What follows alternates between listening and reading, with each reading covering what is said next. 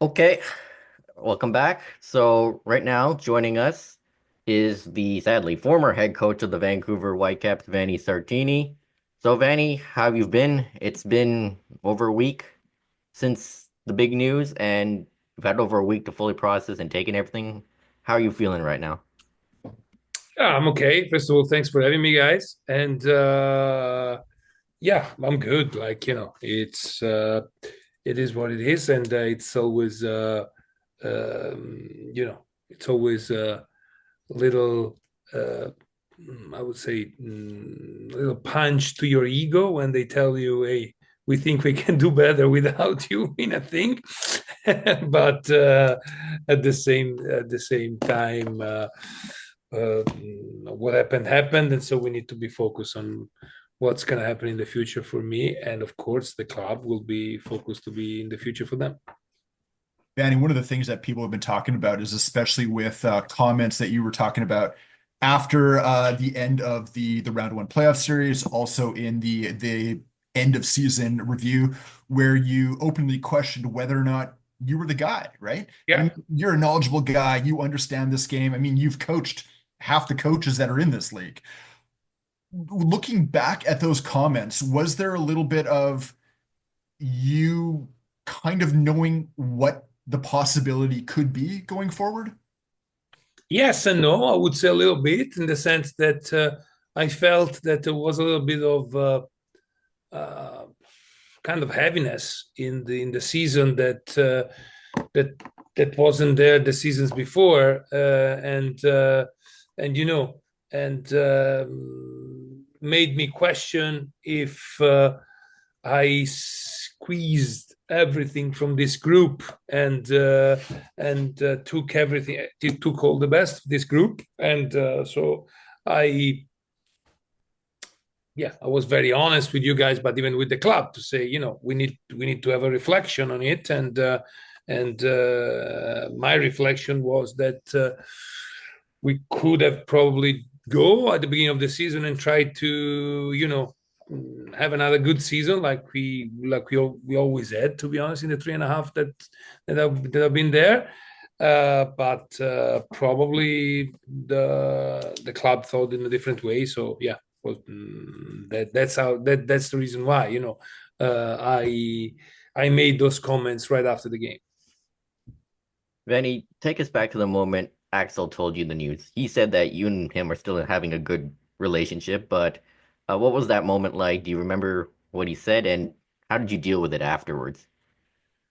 Yeah, I remember very well. I wasn't either. I was in Florence, and I actually was buying grocery with my mom. So that's the Oh dear. Oh dear. thing. If you're Like, gonna get bad news, one of the most beautiful cities to get bad news, right? yeah, yeah, In the it's true. grocery store. It's true. And yeah, so let's be kind of 100% honest. Like, we had a conversation before I went to Italy. Like, he was thinking about it. So, when I saw the phone call, could have been one or the other way. I say, like, yeah, we keep continuing with you, or maybe no, we don't. And it was immediately clear for how the conversation was going that he was going to try to, I would say, gently breaking up with me, something like this.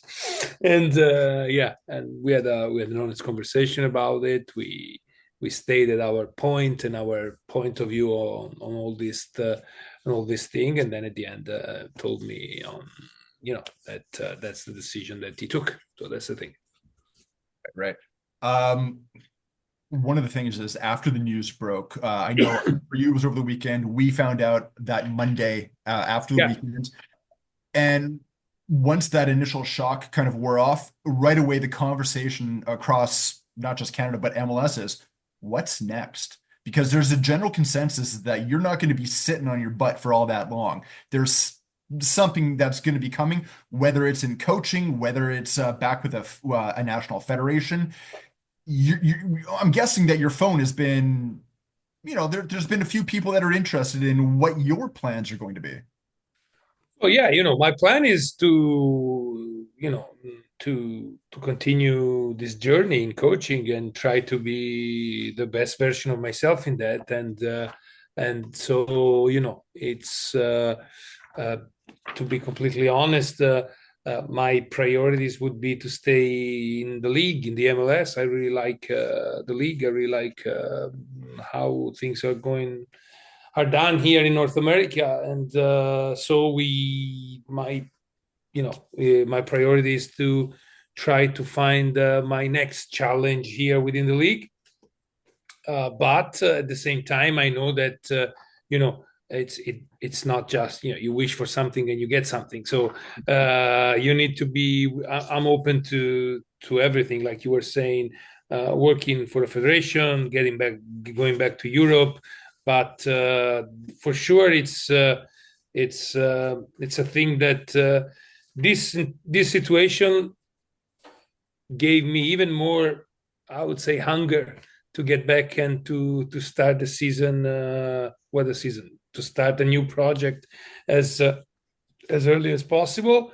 At the same time, the I think that we did a good job, and I did a good job here in Vancouver in these 3.5 years. So I don't want to say that I can be quote unquote picky, but I need to evaluate every project and understand which is probably the best for me next. And but I'm really willing to start as soon as possible, I would say. I want to take a look at actually just jump here, Josh. I want to take a look at what that record with the Whitecaps was because you were the winningest coach Yeah, in the MLS era for the Whitecaps. You got three back-to-back Canadian championships, sprinkling a bunch of Cascadia Cups. yeah. You, when you set up a team, people understood what they were getting. They knew who the Whitecaps were. Is that still your system? Yeah, the idea, it's to go on your strength and to have the identity of having an identity as a coach. And the identity for me, my identity as a coach is the fact to have a team that is highly organized and they relies a lot on the collective thing, and and also to be a person that really embodies the spirit of a teamwork, not only on the field but also with all the people that work with me, so the staff, the extended staff, and so on. So creating this kind of culture that is one probably, besides what you were saying. I'm gonna record that bit that you said, because it's gonna be good on my job application, winning as I'll coach. write you a letter of And so recommendation. and so on. But the biggest accomplishment for me is the culture that we created, the Whitecaps, and the way that we work. So I that's the way that I'm gonna propose myself to people. At the same time, I know that wherever I go, I need to adapt to the culture that is already in place there, and to be ready to, I would say, even develop as a coach and as a person, because I'm going to do something different. So I'm actually really open and really, I would say, excited for what will come new. Vanny, there have been a number of coaching changes throughout MLS this past season, 12, if I'm correct, yourself Yeah. included. Do you feel that's just the new reality of the league, and why do you think there's been so many? Yeah, I think what you say is the new reality of the league. So, I think that finally, for better or worse, MLS is becoming a league that is comparable to the European leagues, and where, because of the quality, the interest, the investment, then that club put on, we have a little bit more pressure on the coaches. That it's an old tale. When things are not going well, it's easier to change one person as a coach than change 15 players. So, and so that's I think the reason why.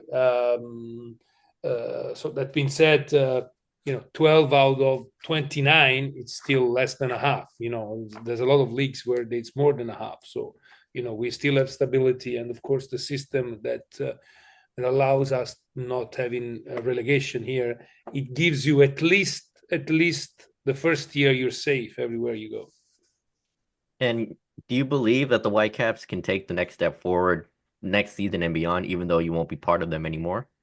I hope so. I hope so that that the club continues the path that we are on. That has been a continued development since I've been at the head of the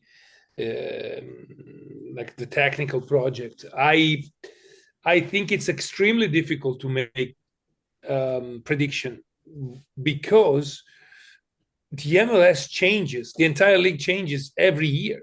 You know, if we compare of what was needed to be a top team 5 years ago, it's completely different than what is needed now to be a top team, and the kind of investment and the amount of quality that you have to put in the work and everything. So I think it's extremely difficult to say yes, the Whitecaps are going to do it, or no, the Whitecaps are not going to do it, because you don't know how the league is going to evolve in the next few seasons. Yeah, and I wanted to ask you about some of the personal stories that you take a lot of pride in. I mean, you've got all these records and trophies, and you've really kind of put Vancouver on the map in that respect. But you talked about getting Fafa Pico to kind of buy into the system and how that was one of Yeah, your biggest coaching triumphs of the season. Over the number of years, you've talked about how players have grown and matured under your system. Ryan Raposo is a guy that I'm thinking in particular. You look back at your tenure, and not just as a head coach, but go back to 6 years. yeah. What are some of those other stories that maybe we haven't really heard of that you take pride in? Yeah, there's a lot of them. Like probably the number one by far is Ali. Ali was a kid that was playing almost street soccer, community college soccer in Toronto, and we we took him in first in the developmental team and in the second team, and then we brought him, and now he's a regular starter for the national team. So it's been, I would say, amazing to see his development as a coach, as a player under us, and how to he reached a new, complete different level of where he came to us, and yeah, there's a lot of success story, in my opinion. Even individually, you have not only new players, but even already established players like Ryan Gold. That he was already a very good player, an established player, but we brought him to a level that now he got back and he's being called every single game for the national team that he wasn't before. Brian White, that was basically an in and out kind of striker for the Red Bulls and then for the Whitecaps before my tenure, and he became the record goal scorer for the club. So there's a lot of a lot of guys that really develop into really good players. Isaac Bomer, Ranko Veselinovic. So, but I'm really proud of another thing, of the development of the person that worked around me. So all the coaches that work with me, like Mike D'Agostino in Primis, of course, but even Brandon Shaw and even the other guys like Rico Clark, that uh, we was his first experience as an assistant coach, and now in the last 2 years has been a head coach in the second team. So there's a lot of stories that I really like, and I really like also the so-called failure. You know, because when someone put everything there and you learn a lot. I think the biggest one for me is when we tried to change the position of Christian Dahome and making him a wingback, and it didn't go very well. But I think it was something that we needed to try to do it, and to try to try to make the next step, because that was always the idea. Try to make the next step as a team, and of course as individual, as a player, because in all these years we always had to remember that we had the Vancouver Whitecaps, and the only way to get into the playoff consistently like we did, to win trophies consistently like we did, and to play an attractive style of play like we did, it was to outwork and to outsmart the opposition. And Vanny, moving away from the soccer for a bit, it's going to be hard for you to move away from here after 6 years. And what will you miss most, not just about the city, but the Whitecaps fans? And what did you learn about Whitecaps fans in your time here? Yeah, of course, I will miss deeply the city and of course the fans. What I learned is like they're deeply underrated. people thinks that the team, the fans here are like lukewarm. They don't like. That are not hot enough, that are not passionate enough, and everyone described Vancouver like kind of I don't know, snobbish city where people are just coming here to have a good time. And actually, you could see that if you give the true self to the fans will respond to you. The response that I had in these 3.5 years that was the head coach was amazing. It was incredible. And the amount of support that the team had was fantastic, and the amount of even recognition that I had now, like after this, now is already like, I don't know, 9 days, 10 days that the news is out, and that every day there's like tens of people that stop me for the cities and says we're gonna miss you, blah blah blah. And that doesn't happen if people don't care about the Whitecaps. People care deeply about the Whitecaps here, and I think the lesson, if there is a lesson, if there's an advice that I can give to everyone involved with the club, with the future, is just that it just be yourself and try to give everything for the fans and for the club, because you're gonna get back a lot, like I did. I think authenticity is definitely a word that we can associate with you and your time here. Yeah, That's for sure. thank you. We saw the message that you put out. The Whitecaps put it out on their social media Yeah, pages to the fans.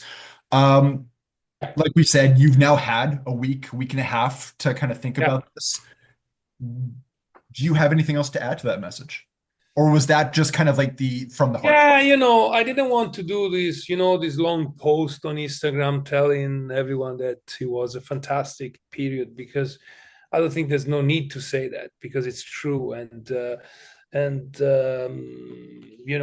everyone knows here that how much I'm gonna how I'm gonna miss a lot of things. I'm gonna miss the interaction daily with people that I work at the Whitecaps, because we had a very good group. I'm gonna miss, of course, the fans and everything. When I will leave, because I'm joking every time. It's a paradox. I love here, but I hope to have a new job soon. So maybe I have to leave. So maybe I will, when I will leave, I will leave the city too. I will miss the city too. So there's not too much words that I have to say, because everybody knows. Like I just want to say that since I felt a little bit what you said, that there could have been a possibility that this one could be my last year. So if you look at the last game when we beat LAFC 3-0 here, so I didn't do the stand by me with the team, because I was like walking very slowly around the field, because I want to soak everything, all the atmosphere, because I felt that it could have been the last time that I was coaching as a Whitecaps coach at BC Place. So and the memories that I have from the thing that happened in that stadium will stay with me forever. And last one for me, just until you get a new job, how are you spending your time away from the game? I know you and your wife are going to Fiji next week, I Yeah, believe. yeah. Spending I'm time gonna with have a her. little bit of a vacation, and then when I get back from vacation, actually, even now, it's trying to stay up to date, and what happened in the game. It's when you're out of the job, you actually have time to really study the game. That is, you don't have too many time to study things that happens outside your bubble when you are in the job. So I think my task, until I don't find a new job, is to watch as many games as possible, go and visit coaches and talk to them, and to see that if I can soak something new, to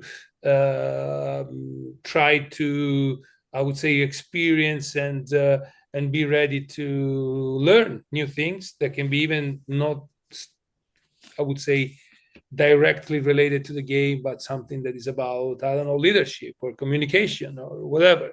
And that will be my first, I would say, objective. right after, I would say, I think, deserved vacation that I'm going to have next week. I think a much needed vacation, a much deserved vacation, something Yeah. that you don't normally get. Vanni, thank you. Thank you No, for giving us the time. Thank you for the 6 odd years that you gave the city and this team. I don't think anyone is going to have anything bad to say about it. no, it's true. It's true. And I want to thank, of course, the city and everything, but also want to thank you guys, both you two personally, but also you two as a member of the Vancouver media. I always say that the Whitecaps are very important for this city, for the fabric of this city. If you compare on how an MLS team is perceived also to other city in North America, I think we are very important here. And one of the biggest credits is to you guys, from podcasts to newspapers to radio and everything, because the interest is always there, and you guys do a fantastic job covering the team. So, I hope to be a guest soon, like, I don't know, as an opposition coach or something. And but it has been a privilege and a pleasure to have you question me every time that we were either at the training facility after a game. Well, we're not going to stop questioning you whenever you get that next job, and I have a feeling it's not going to be too far in the future. But yeah, we'll still be questioning you. Okay. Thank you, Vanni. Thank you for everything. Good luck with whatever comes next. Thank you for giving us the best quotes in our articles so you can make them fun.